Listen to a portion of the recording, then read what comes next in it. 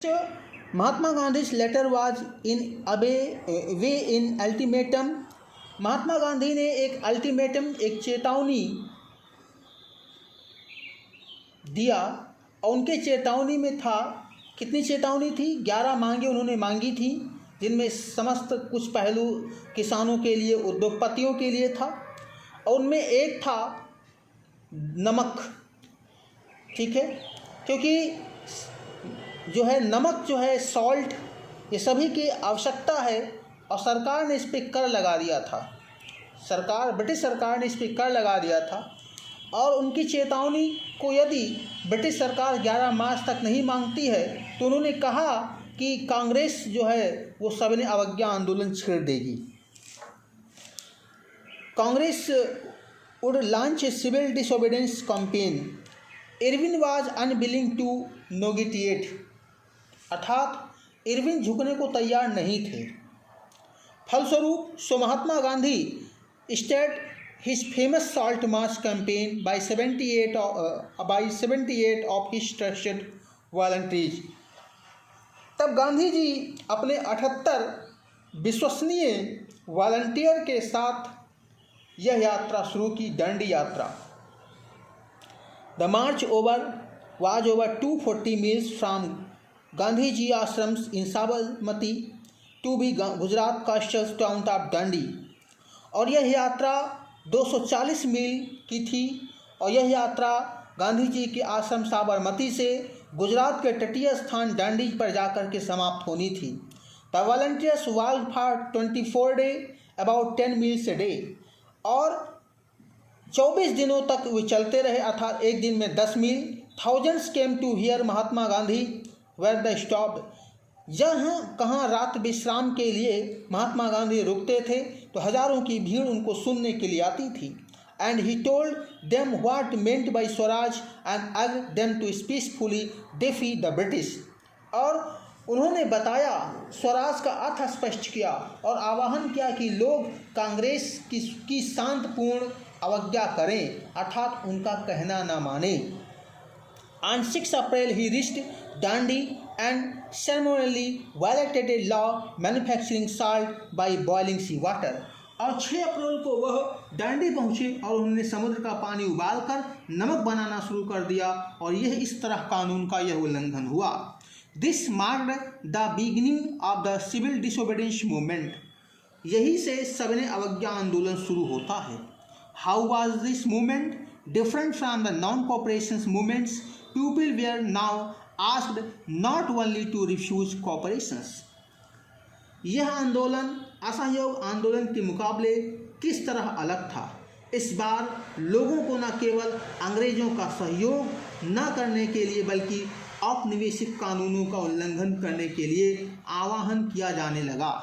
अर्थात अभी सहयोग के अलावा हम उसका जो है अवज्ञा, उनके उल्लंघन, कानून का उल्लंघन भी इसमें उपेजित हो गया।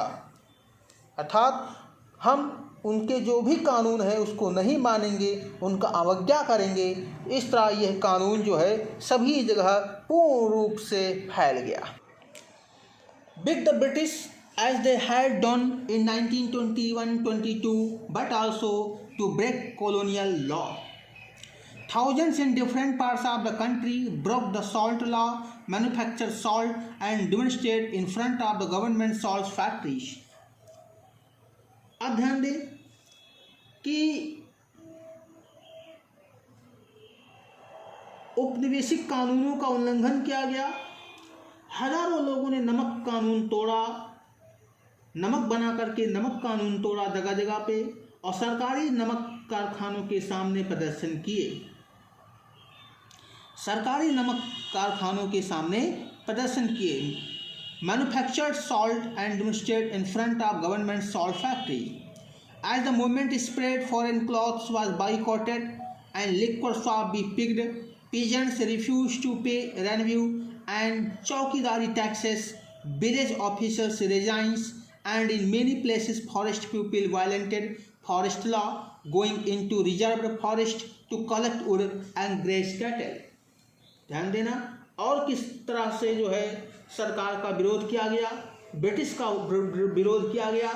तो यहाँ पे क्या है कि आंदोलन फैला तो विदेशी कपड़ों का बहिष्कार किया गया, शराब की दुकानें, लिक्वर शॉप्स को लूट लिया गया, पिकेटिंग होने लगी, किसानों ने पे रेनबू किसानों ने लगान और चौकीदारी कर चुकाने से इनकार कर दिया। विलेज ऑफिसर रिजाइंस, गांव में तैनात कर्मचारी इस्तीफे देने लगे। And in many places forest people violated forest law, और बहुत सारे स्थानों पे जंगल में रहने वाले लोग या जंगल के पास में रहने वाले लोग जंगल कानून का उल्लंघन किया। वे लकड़ी बिनने, मवेशियों को चराने के लिए आरक्षित वनों में घुसने लगे।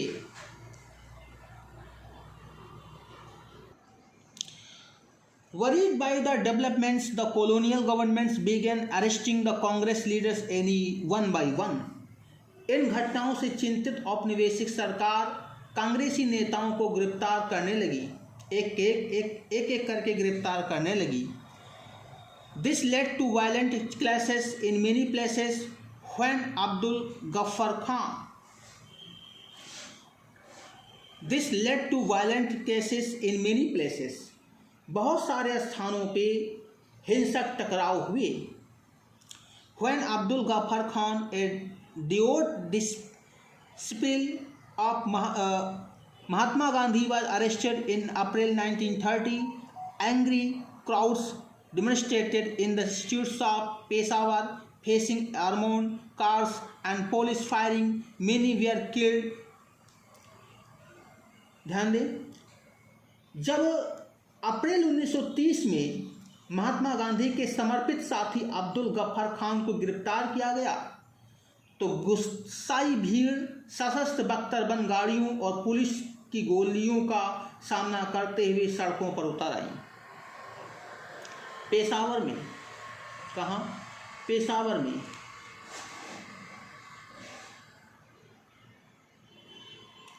Many were killed. बहुत सारे लोग मारे गए। A month later when Mahatma Gandhi himself was arrested, महीने भर बाद जब महात्मा गांधी को भी गिरफ्तार कर लिया गया अर्थात उन्हें खुद himself गिरफ्तार करा दिया। Industrial workers in Sholapur attack police post, municipal buildings, law courts and railway stations, all structures that symbolised British rule. तो सोलापुर के औद्योगिक मजदूरों ने अंग्रेजी शासन के प्रतीक पुलिस चौकियों, नगर पालिका भवनों, अदालतों, रेलवे स्टेशनों पर हमले शुरू कर दिए।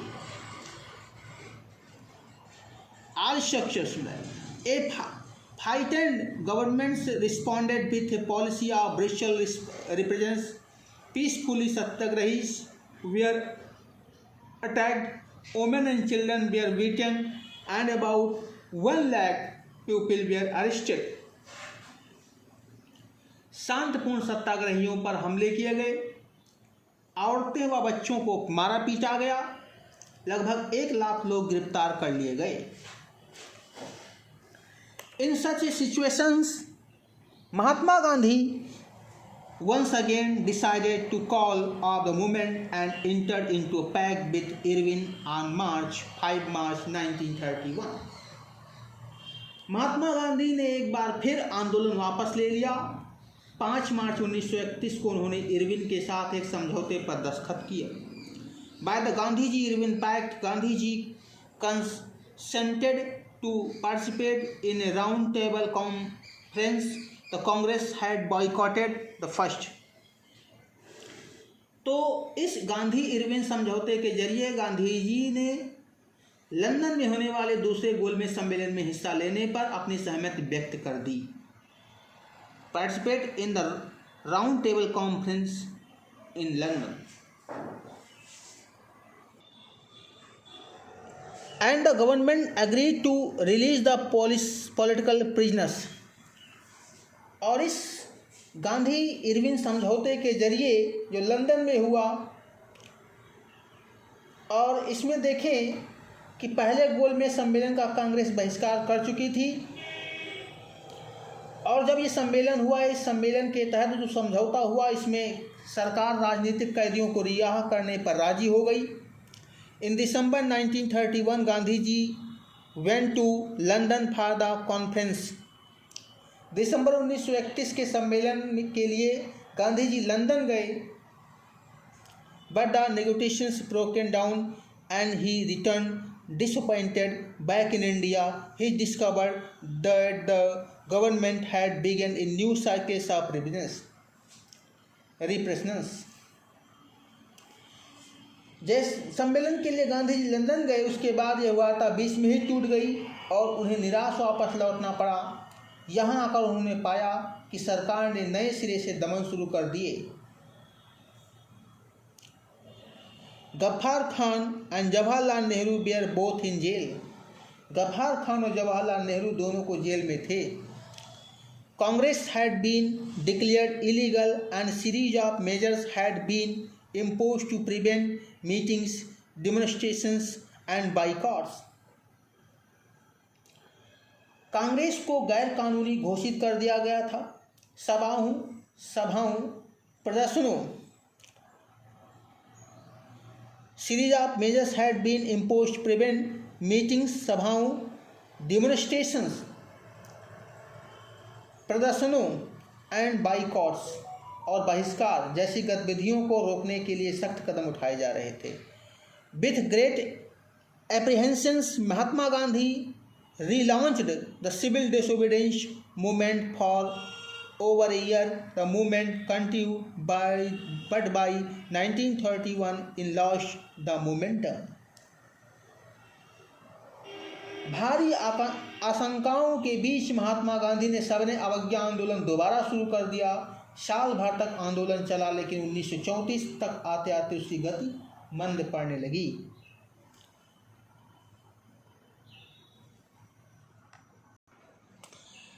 How 3.2 how participants saw the movement. लोगों ने आंदोलन को कैसे लिया। Let us now look at different social groups that participated in the civil disobedience movement. Why did they join the movement, what were their ideals, what did swaraj mean to them.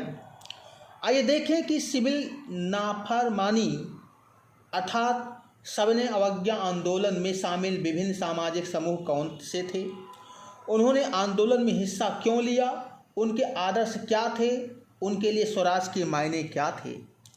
In the country side rich peasants communities like the Patidars of Gujarat and Jats of Uttar Pradesh. गांव में संपन्न किसान समुदाय जैसे गुजरात के पट्टीदार, पटेल जिसको बोलते हैं, और उत्तर प्रदेश में Jat of Uttar Pradesh were active in the movement. ये सभी आंदोलन में सक्रिय थे। Being producers of commercial crops that they were very hard hit by the trade depressions and falling prices. व्यवसायी फसलों की खेती करने के कारण व्यापार में मंदी और गिरती कीमतों से भी बहुत परेशान थे। व्यवसायिक खेती जैसे जूट हो गया, कपास हो गया, गन्ना हो गया, शुगर हो गया, कॉफ़ी हो गया, चाय, ये व्यवसायिक खेती है।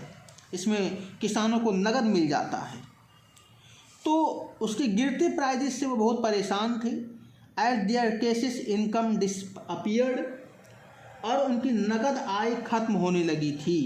दे found it impossible to pay the government's revenue demand, और उनके लिए सरकारी लगान चुकाना नामुमकिन हो गया था।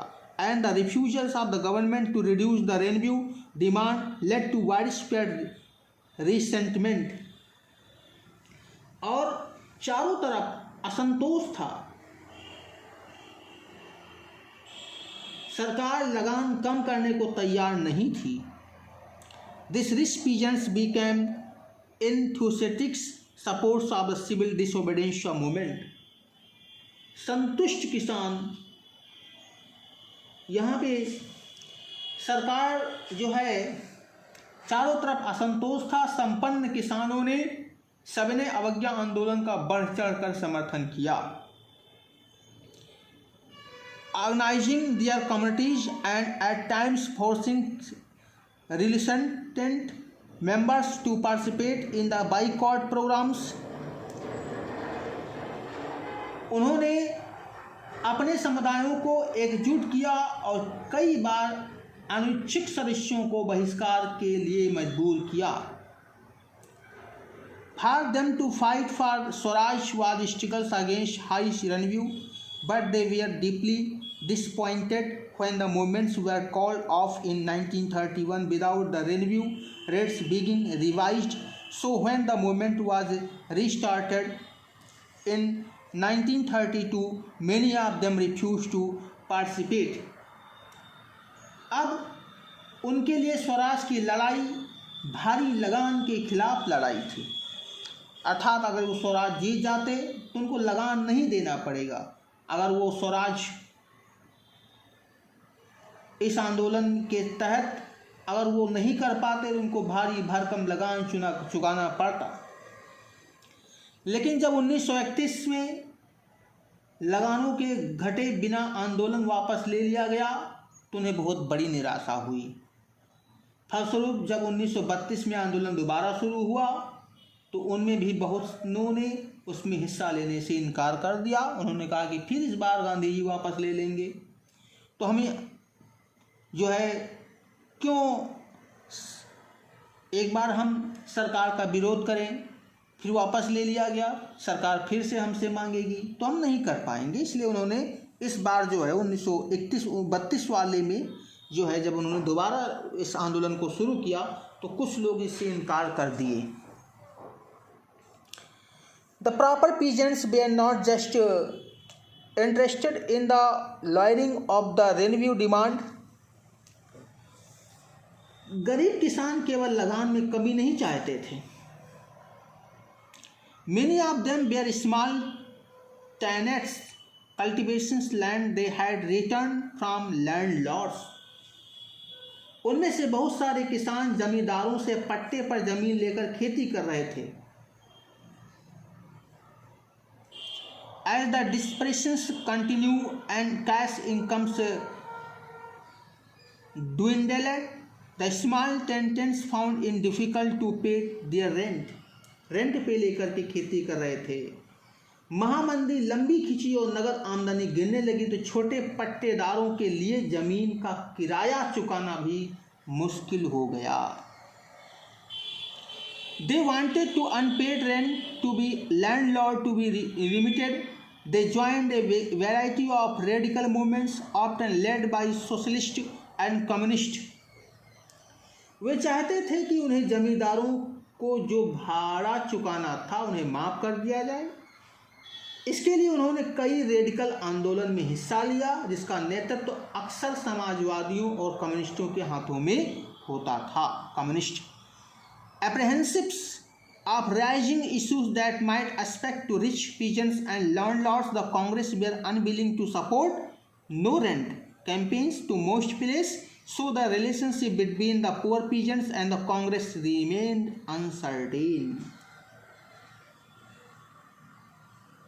अमीर किसानों और जमींदारों की नाराजगी के भय से कांग्रेस भाड़ा विरोधी आंदोलन को समर्थन देने में प्रायः हिचकिचाती थी.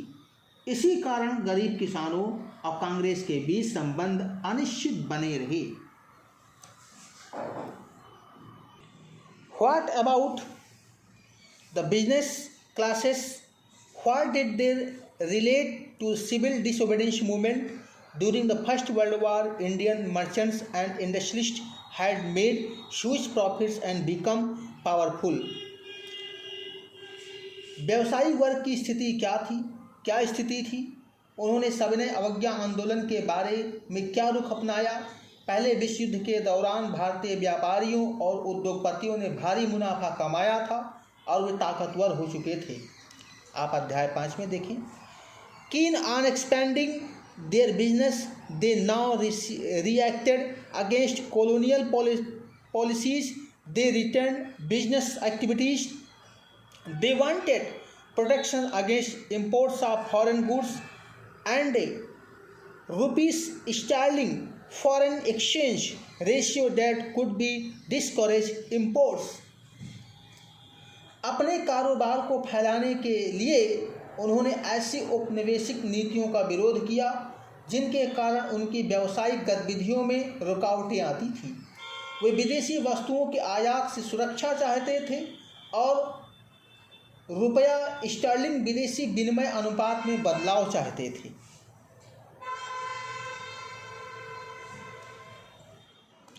To organize business interest, they formed the Indian Industrial and Commercial Congress in 1920 and the Federations of the Indian Chamber of Commerce and Industries (FICCI) in 1927।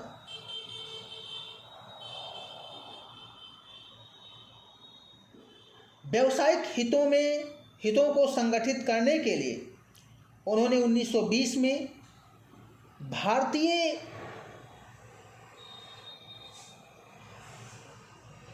औद्योगिक एवं व्यावसायिक Congress Indian chamber of commerce and industries, भारतीय औद्योगिक एवं व्यावसायिक Congress industries, Indian industrial and commercial Congress FICCI इन 1927 और 1927 में भारतीय वाणिज्य एवं उद्योग परिसंघ federations of Indian chamber of commerce and industry FICCI in 1927, you full form of FICCI, federations of Indian chamber of commerce and industry FICCI, industry means FICCI, okay, FICCI, what full form of FICCI, you know, repeat again, Federations of Indian Chamber of Commerce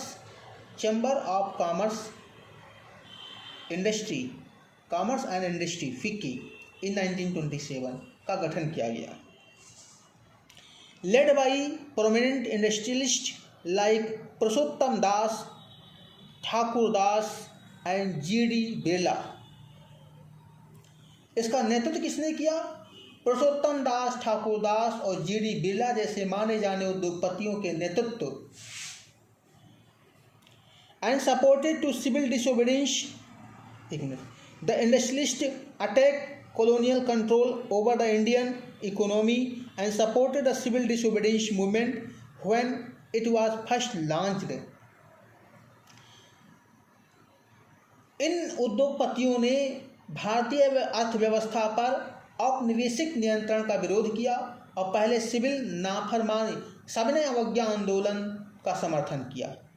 They gave financial assistance and refused to buy or sell imported goods. Most businessmen came to see Swaraj as a time when colonial restrictions on business would no longer exist and trade and industry would flourish without constitutions. But after the failure of the Round Table Conference, business groups were no longer uniformly enthusiastic. They were apprehensive of the spread of militant activities and worried about prolonged dispersion of business as well as the growing influence of the socialism amongst the younger member of the Congress। अब देखिए यहाँ पे इन दो उद्योगपतियों ने जब civil disobedience movement का समर्थन किया तो उन्होंने आंदोलन को आर्थिक सहायता दी और आयातित वस्तुओं को खरीदने या बेचने से इनकार कर दिया। ज़्यादातर व्यवसायी स्वराज को एक ऐसे युग के रूप में देखते थे जहां कारोबार पर औपनिवेशिक पाबंदियां नहीं होंगी और व्यापार व उद्योग निर्बाध ढंग से फल फूल सकेंगे। गोलमेज सम्मेलन की विफलता के बाद व्यावसायिक संगठनों का उत्साह भी मंद पड़ गया था। उन्हें उग्र गतिविधियों का भय था। वे लंबी अशांति की आशंका और कांग्रेस के युवा सदस्यों में समाजवाद के बढ़ते प्रभाव से डरे हुए थे।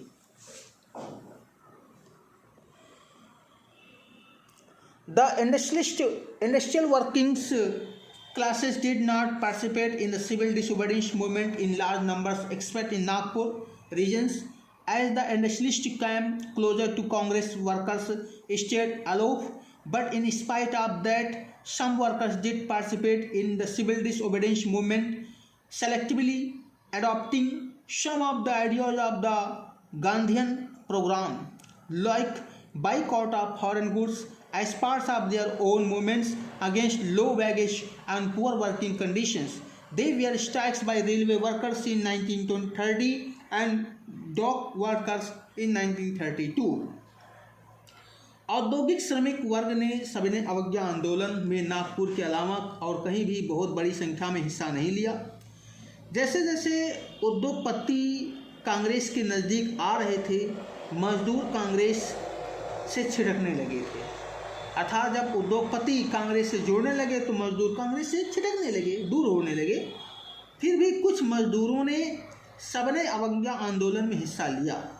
उन्होंने विदेशी वस्तुओं के बहिष्कार जैसे कुछ गांधीवादी विचारों को कम वेतन व खराब कार्य स्थितियों के खिलाफ अपनी लड़ाई से जोड़ कर दिया। और 1930 में रेलवे कामगारों, 1932 में गोदी कामगारों की हड़ताल हुई।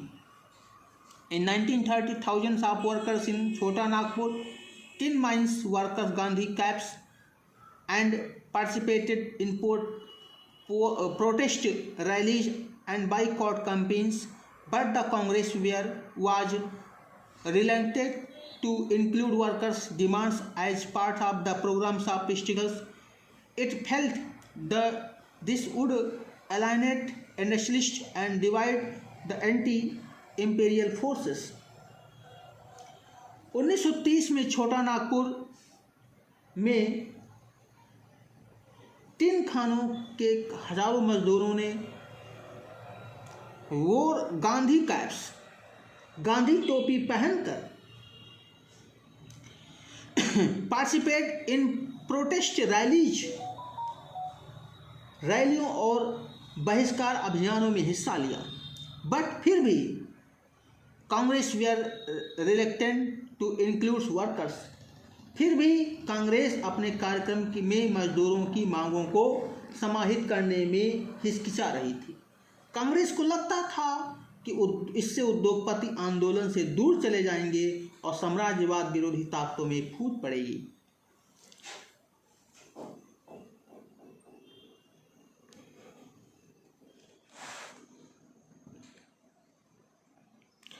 Another important features of the civil disobedience movements was the large-scale participation of women. During Gandhiji's Salt March, thousands of women came out of their homes to listen to him. They participated to protest march, manufactured salt, and other civil disobedience movements में औरतों ने बड़े पैमाने पर हिस्सा लिया। गांधी जी के नमक सत्याग्रह के दौरान हजारों औरतें उनको सुनने के लिए घर से बाहर आ जाती थीं। इन्होंने जुलूसों में हिस्सा लिया, नमक बनाया, picked foreign cloth and liquor shops. Many went to jail in urban areas there. These women were from high caste families. In rural areas they came from rich peasants households. तो विदेशी कपड़ों, शराब की दुकानों को पिकेटिंग की गई। बहुत सारी महिलाएं जेल भी गईं। शहरी इलाकों में ज़्यादातर ऊंची जातियों की महिलाएं सक्रिय थीं, जबकि ग्रामीण इलाकों में संपन्न किसान परिवारों की महिलाएं आंदोलन में हिस्सा ले रही थीं। Next, movements moved by Gandhiji call, they began to see service to be nation's scattered duty of women. अब यहाँ पे गांधी जी के आह्वान के बाद औरतों को राष्ट्र की सेवा करना अपना पवित्र दायित्व दिखाई देने लगा था। Yet this increased public role did not necessarily mean any radical changes in the way of the positions of women was validated. valorized. Gandhiji was convinced that it is the duty of women to look after home and hence be good mothers and good wives. And for a long time, the Congress was reluctant to allow women to hold any positions of authority within the organizations. It was keen only on their symbolic presence. सार्वजनिक भूमिका में इसे इजाफे का मतलब यह नहीं था कि औरतों की स्थिति में कोई भारी बदलाव आने वाला था। गांधी जी का मानना था कि घर चलाना, चूल्हा चौका करना, संभालना, अच्छी माँ बनना, अच्छी पत्नी की भूमिका निर्वाह करना ही औरतों का असली कर्तव्य है। इसलिए लंबे समय तक कांग्रेस संगठन में किसी भी महत्वपूर्ण पद पर औरतों को जगह देने से हिचकिचा रही थी। कांग्रेस को उनकी प्रतीकात्मक उपस्थिति में ही दिलचस्पी थी, अर्थात सिर्फ बाहर से रहें, अंदर से हम कोई संवैधानिक पद उनको नहीं दे सकते थे। ये कांग्रेस का अंदर से मानना था। तो आप इस वीडियो में आप यहाँ तक पढ़ेंगे 3.2 तक। ओके।